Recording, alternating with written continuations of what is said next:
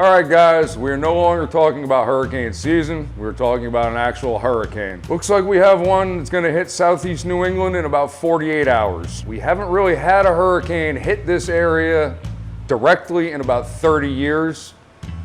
The electrical infrastructure in Connecticut and Rhode Island, if you walk around and look at the utility poles, we're not really ready to get hit by a hurricane. The stuff hasn't been updated in probably 20, 30 years. Some of you guys that are younger and just getting into the hobby have probably never experienced a hurricane in New England.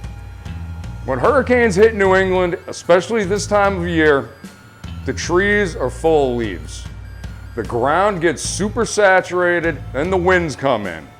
When the winds hit those leaves on those trees, it's like hitting a sail on a boat, and those trees come down and they take out the power lines. It takes them out in mass amounts, and when that happens, you're not looking at a couple of hours or a day or two with no power.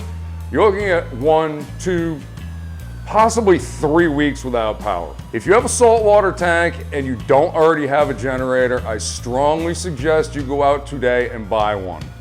Pick up some extra gas cans. Probably 4 of them, extra 20 gallons of gas on hand, comes in real handy because if the power goes out, a lot of gas stations don't have gas available. If you do have a generator, oh, that thing always starts, I'm not worried about it. You got 48 hours to make sure it starts. Go out, fire it up this morning. If it's got a fouled plug or something, you can run to the hardware store, get a new plug, you're good to go. You want to know that thing is going to work. The likelihood of us losing power seems very, very, very high at the moment. If you can't afford a generator, there are car inverters. That's a relatively inexpensive option you can do if you have, say, just one small tank. You're good to go with the car inverter. We have one of these left. It's a battery-powered air pump. Works great for fresh or salt water.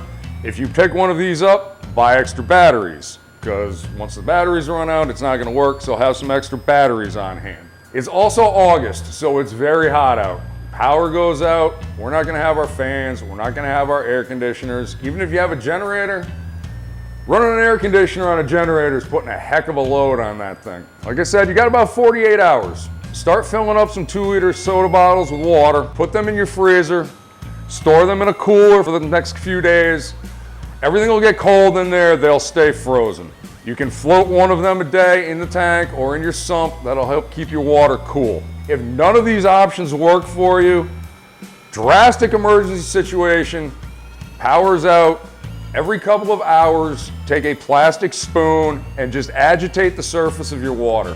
It's not gonna do a whole heck of a lot, but it's better than nothing. We've gotta keep oxygen in these tanks. The tanks can't get stagnant. These animals depend on us to keep them alive.